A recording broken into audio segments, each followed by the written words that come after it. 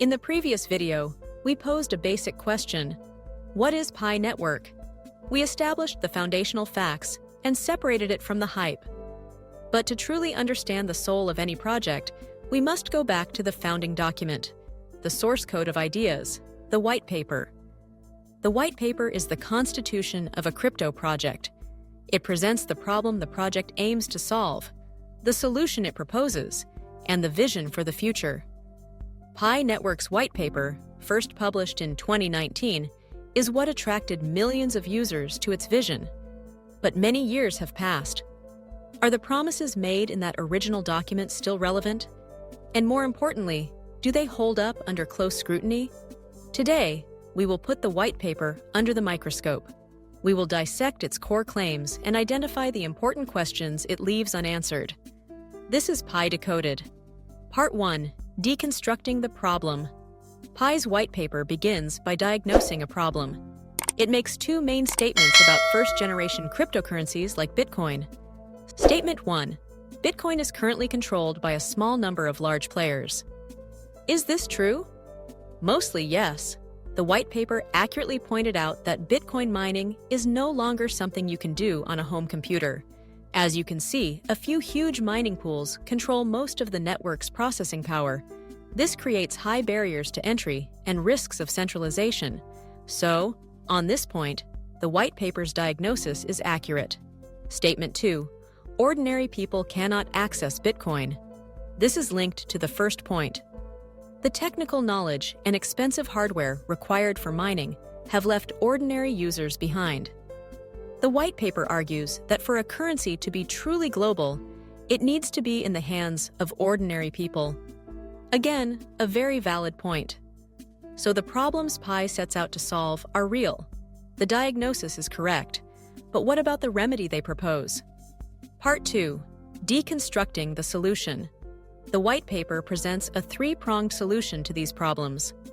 Let's analyze each prong. Pillar 1. Fair distribution. The white paper promises a fairer distribution model, avoiding the whale problem, early participants accumulating huge amounts of coins. Their answer is the mobile mining mechanism we discussed in the previous video. By allowing users to earn Pi at a modest, algorithmically determined rate, it ensures no single entity can easily control the supply. From a social design perspective, this is a clever way to achieve broad distribution. Pillar 2. Mobile first priority. Pi's genius, from a user acquisition standpoint, is making crypto accessible through a simple mobile app. The white paper emphasizes that this removes technical and financial barriers. This is undeniably true. Pi's growth to tens of millions of users, it is a direct result of this strategy. It gamified crypto distribution and turned it into a social experience. Pillar 3. Consensus Algorithm, SCP. As mentioned, the white paper chose the Stellar Consensus Protocol, SCP, instead of proof of work. It praises SCP for its lightweight and environmentally friendly nature. And while this is true, the white paper does not spend much time discussing the trade-offs. SCP's efficiency comes from a different trust model. Instead of global competition, it relies on a trust network through quorum slices. This model, while efficient, carries its own potential centralization risks if the trust graph is not sufficiently decentralized. The white paper presents the solution, but does not fully explore its potential weaknesses. So, the proposed solutions are elegant, but what about the things the white paper does not address? Part 3. The gaps, unanswered questions.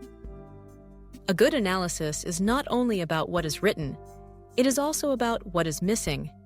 And Pi's white paper has several significant gaps that remain extremely important today.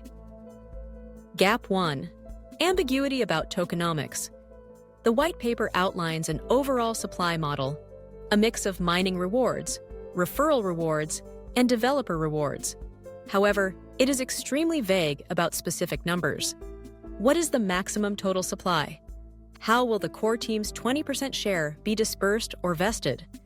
These are basic questions for any economic analysis of a cryptocurrency, and the white paper leaves them largely undefined. Gap 2. Governance model, after Open Mainnet? Who will make the rules? How are protocol upgrades decided? The white paper briefly mentions a future governance model based on contributions, possibly run by an executive committee. But there are no specifics. A truly decentralized project needs a clear, transparent path to community governance, and this is a big question mark. Gap 3. Roadmap. Perhaps the most obvious omission, looking back from our current perspective, is a specific roadmap. The white paper describes 3 phases, but provides no target dates, no key milestones, and no accountability for delays. The absence of a public, binding roadmap has become a central point of frustration and skepticism in the community.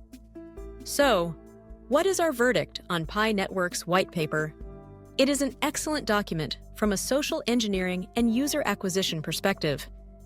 It accurately identified real problems in the crypto world and proposed smart, accessible solutions that brought millions into the space.